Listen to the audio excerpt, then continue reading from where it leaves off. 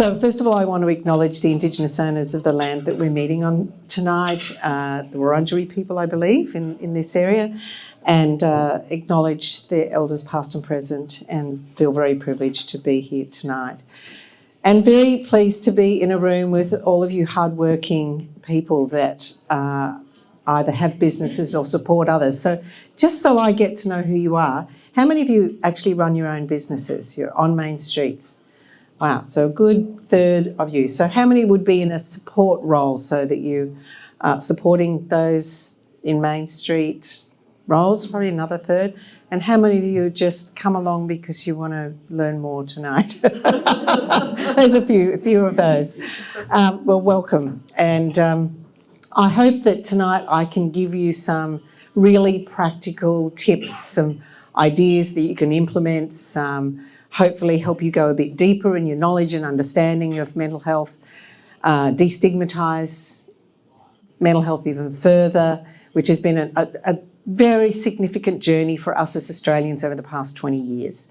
And it's so exciting to me to see the change that we have really witnessed. And it's accelerated, I think, over the past 3 years. We were just talking about that at our table, that 20 years ago, 30 years ago, certainly 50 years ago, mental illness was so stigmatised. And I'll just tell you, I wasn't going to tell this story, but of course I'm off track already, which would be typical. You know, I have a whole plan of what I'm going to say and then I completely throw it out the window. But I think it does go to just how far we've come. I know that many would say we have a long way still to go in destigmatising mental illness, in improving services for people who experience mental illness, and for being smarter and more aware around how we can improve our own mental health and maintain our resilience. But the story is that when I was in my early 20s, we're travelling, as everyone did, most of us all done, and on my way home, I'd been away 3 years, I decided to call in and meet an aunt that I've only met once before. She was in California, in San Francisco. She was a wonderful, colourful lady, an artist, and, you know, kind of lived a very wild life in California. In the conversation, as we were chatting, just before I was about to leave, she mentioned something about her mother. And in my little brain, I went, okay, your mother, you're my auntie, you're my father's sister, that would be my grandmother. And I said, I didn't think I had a grandmother. No one ever mentioned my grandmother. I thought my grandmother was dead. And she said, no. No, she's alive. She's in a mental institution somewhere in Queensland. And I was so taken aback. So it was me, 22 or whatever I was at that time. I found out a little bit more from her. She was only one when my grandmother was taken away and put in an institution. And the whole family, the kids got farmed out to relatives.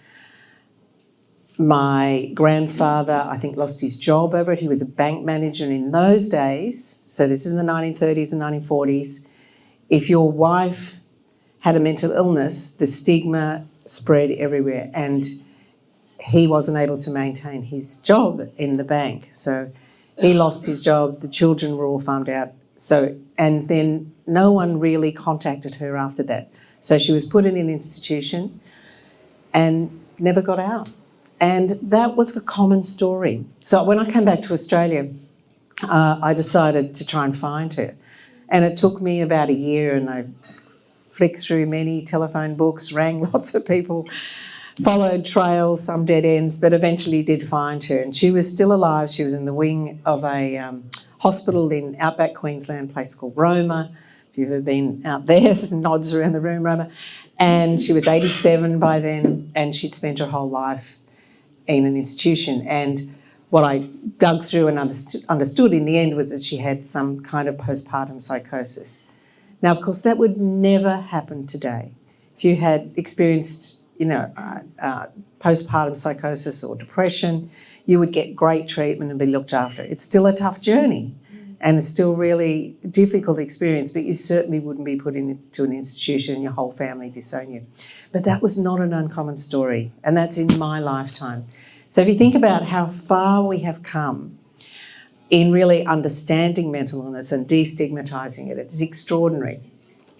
And we've still got a long way to go. And you being here tonight is part of that journey. So thank you, good on you.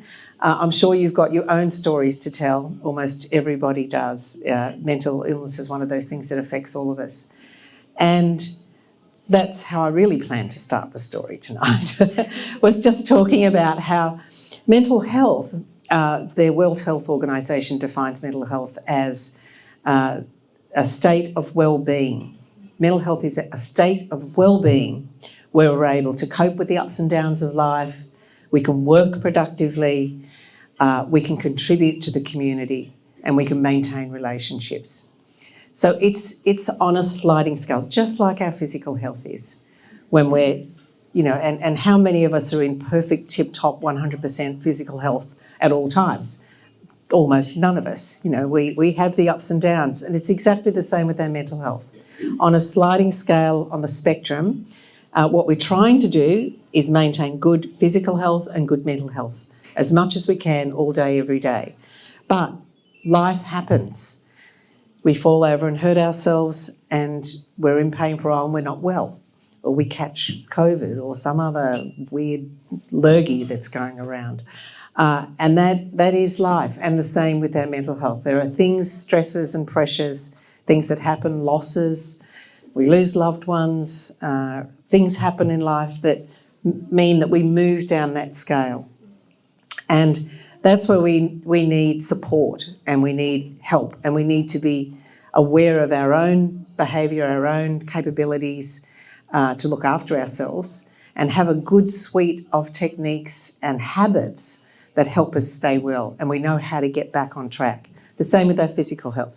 We know that we need to see a doctor, we might need a specialist, we need rest, we might need some special treatment. We know all of those things. We might need to change our diet if it's diabetes or high blood pressure or something like that. There's a whole lot of things that we might have to change. Exactly the same for our mental health. So one of the things, one of the great little life illustrations that I learned from this woman that I met in the long journey of being a part of lobbying for change in the whole mental health sector, which I spent a good 10 or more years doing, was she was this wonderful woman who had a mental illness and had been very unwell in her life, but she was still very involved in mental health reform. She was very active in her community. She was always willing to put a hand up and assist and be a spokesperson, share her experiences. She was so brave. And I asked her one day, I said, how do you cope? How do you maintain your own well-being in amongst being, under so much pressure, even as a lobbyist and as a consumer speaking out about mental health reform and what you wanted to see different, because it's very demanding. And she said, I use my hand as an illustration. And she said, my experience is that we all need a range of supports to stay well. And if you think about the hand, she said, if you want to keep something really precious safe, you put it in the palm of your hand and you wrap your fingers around that precious item and you hold that tight and you keep it safe. And she said, my experience is that we need a range of supports. We need 5 supports at least to keep us safe and well at any one time. And I'm going to go through what those are and how she framed those. But they might be different for everybody. And so you can use this reminder that you carry around with you every day to remind yourself of the 5 supports that you have that help you stay well and stay healthy and stay happy, and ability to cope with the ups and downs of life and stay at work and maintain good relationships. So there's the 5 supports, and and I'll go on to the next thing later. So first of all, the very first thing that she said that it's critical, and that I know from all of the research and that you're all here doing today, is connections. We all need to have good, strong connections in our life. It's one of the fundamental human needs, is to be connected to others. And as soon as we get separated from others, which of course has been really, really hard for so many people during COVID, that we start to lose our well-being. And that's a well-known fact, that if we're disconnected, we don't feel a sense of belonging, if we don't feel connected to others, it's very difficult to maintain your well-being. So it was amazing during COVID to see all the ingenious ways that human beings found to connect with each other, and how, the revolution that happened with digital technologies, and how it just happened. It was like this human need, this drive to connect with each other just drove this transformational change in technology, and all of a sudden 90-year-olds were Zooming each other, and Zooming their grandchildren and connecting with each other. So it was just to the point where it was causing another whole problem, Zoom fatigue. But yeah, it's that connection with others is absolutely vital. And I always think about that as the thumb, because that's the one that really holds things in place. The next is rest. We all absolutely need rest. It's vitally important. And for those of you that have been running businesses during all this time and have had to keep the doors open, the demands have been incredibly high. And you've had to do it under enormously difficult circumstances. Often, how many of you got school-aged children in the room? A lot of you. Yeah, so juggling school-aged children, homeschooling, running a business, working, phenomenally stressful and difficult. So finding within that space time out, time to have rest. We all need rest. There's 7 different kinds of rest. It's not just having a nap or having a good night's sleep. There's mental rest. I think we could add an 8th, really, Zoom rest. There's mental rest, there's emotional rest. Sometimes just being, for the introverts, being with a lot of people can be exhausting. So having time alone is really important. There's obviously the physical rest. There's sleep, very important. And if we don't get good sleep, we know that our mental health will slide down that scale. It doesn't take very long. Just 1 week of not very good sleep, and for most of us, we're not coping well. So it's phenomenally important that we have all of these things in place. And if some start to slip off, it's really a good reminder that we need to do something different. We need to make a change. We need to somehow find a way, and especially put a hand up and say, I'm not doing too well, I'm not sleeping well. I haven't slept well for a week, so I need to get some rest. However you do that, but putting your hand up and being self-aware enough to know that that's going to have an impact. It's going to have an impact on your behaviour. It's going to have an impact on your ability to cope with stress. It's going to have an impact on every part of your performance at work, etc. So that's the second one. The third one is acts of kindness and generosity and gratitude.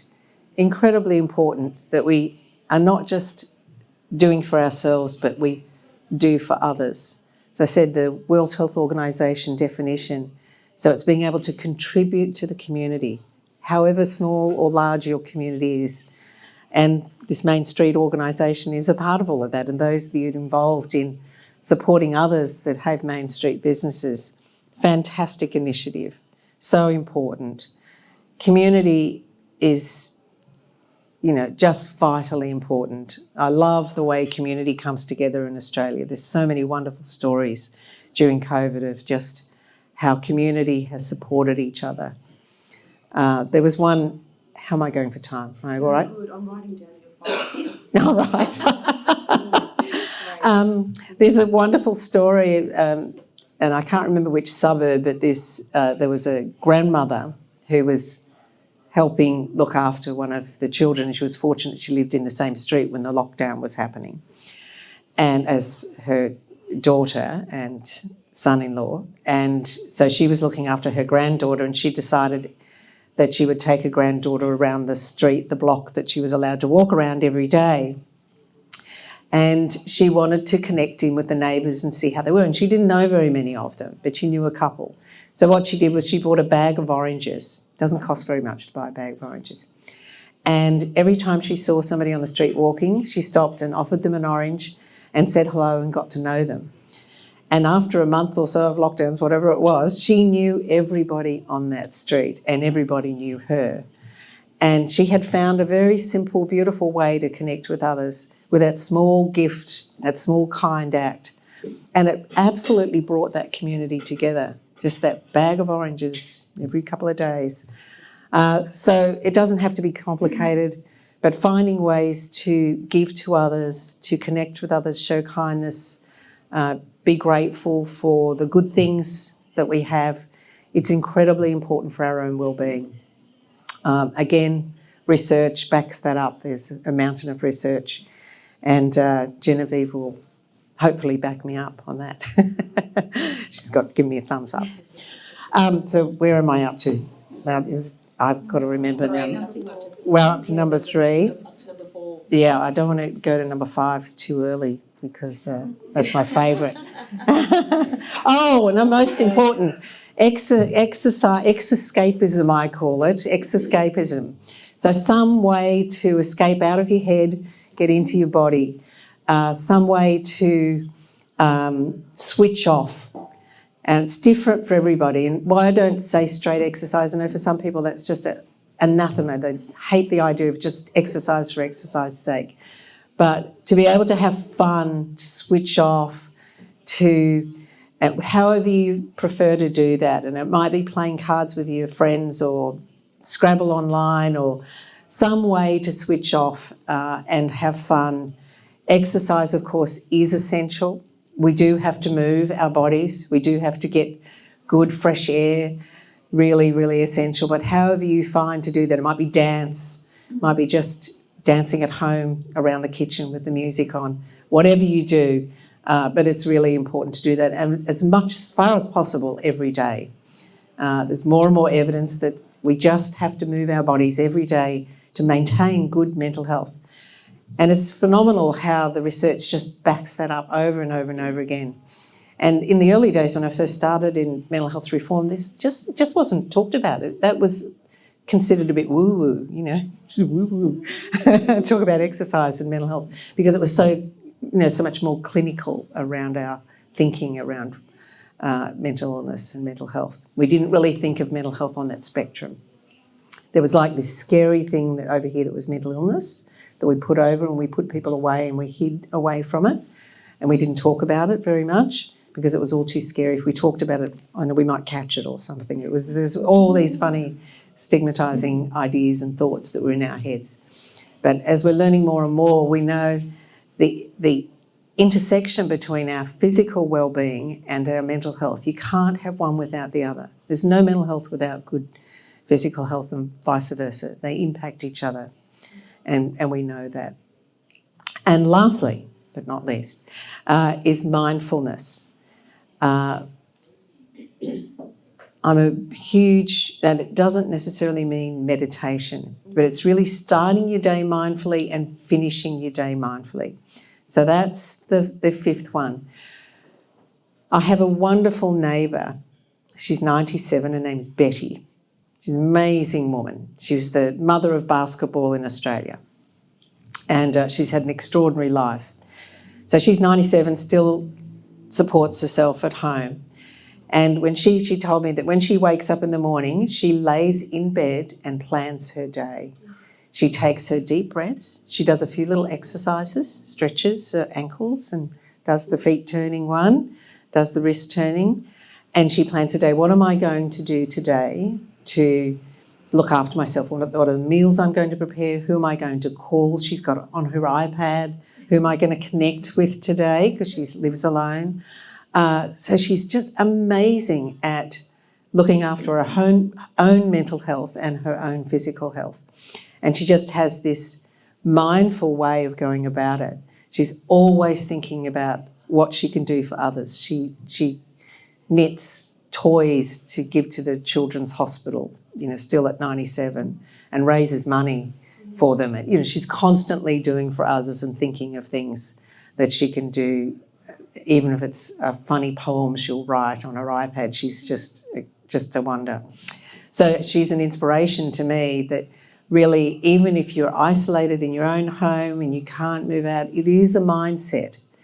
And we can be mindful about our days, plan our days, start our day well.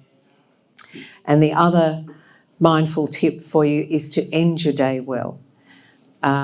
One of the most powerful things that I've implemented in my own life, and I know from others that it's just fantastic for ending your day well and starting the next day well, is to, before you go to sleep, while you're laying on your pillow, you notice I love things that you can do while you're laying on your bed. I'm a big fan of laying on the bed. Don't get to do it as much as I'd like, but I can start the day there and I can end the day there. So yeah, at the end of the day, just before you go to sleep, think about 3 good things that happened today. 3 good things that happened in my day. If you've got kids, fantastic things to do with your kids. Kids, before you go to sleep, what are 3 good things that happened today? And it's amazing if you put your mind to it. You can always think of 3 good things, even if the day's been horrible, even if the day's been, 25 things went wrong, you can still think of 3 good things. And it's a phenomenally great exercise to get your mindset right, to help you wake up in a good mood, help your kids wake up in a good mood, because they go to sleep thinking about the 3 good things that happened that day. So very, very powerful, mindful exercise that's really easy to do. So when you go to bed at night, think about the 5 things. Did I tick them off? Did I get some rest? Did I remember to do something for someone else? Don't beat yourself up if you don't. No big deal, you've got tomorrow. You can do it tomorrow. But think about those things, your 5 fingers. Did I move my body? Did I get some exercise? Did I get some rest? Have I remembered to say thank you to somebody for something today? What went well today? What can I do tomorrow to make tomorrow a better day? And those little simple practices, they can make an enormous difference to our well-being. And did I connect to others? You could add to those, I'm sure, and many of you probably do practice things that maintain your well-being and help you cope when things are difficult. And it's probably when you're most stressed that it's the most difficult to do those things. And that's where your support network, which is the other 5 fingers, comes into play. And that was the other thing that my friend said. I have 5 people that in my network that I know I can go to, or that look out for me and watch if I'm not doing well. Now, she'd experienced pretty severe mental illness, so she had people watching out for her. But for the rest of us, we still want to have at least 5 people that we can call on. It might be your GP or a therapist or a counsellor, might be someone in your family, your friends, your work colleagues, whoever it is, but 5 people that are just, you can go to and say, I am not doing well. And the golden rule is if you're not doing well for about 2 weeks in a row, that's when the red flag goes up. We all have bad days or 2 or 3 days when we're not doing so well. And fine, reach out in those times to friends and sit down and tell them that you're really having a shitty time and you need some support. Or just do something fun to try and help, move your mood, or spill the beans to somebody that will listen and empathically and support you no matter what you say, even if it's rubbish. So have that support network. Have 5 people in your network that you can go to. Her advice was it's too much for one person to have just one person in your network that looks out for you. It's too much of a burden for one person. She said, I can be hard work when I'm not well. And she was very honest about that. She said, so I know I need to share that load with other people. And it was very wise advice. And, you know, it may be an anonymous phone service like Lifeline that's part of your support network. Whatever it is, but have a think about who are the 5 in your world, who are the 5 connections that you could go to. May not be individual people, as I said, it might be a service, might be your GP, but make sure you've got a good network around you to support you. So finally, I'm just going to wrap up so that we can have a bit of time for you to ask questions. One of the things that I learnt at Lifeline was that often when we go through a time of crisis, which I think for a lot of us the last couple of years have been, for almost everybody, we've had some, it's been a really, really uncertain time. Many of us experience loss, and it might be loss of jobs, loss of a loved one, loss of a way of life, loss of business.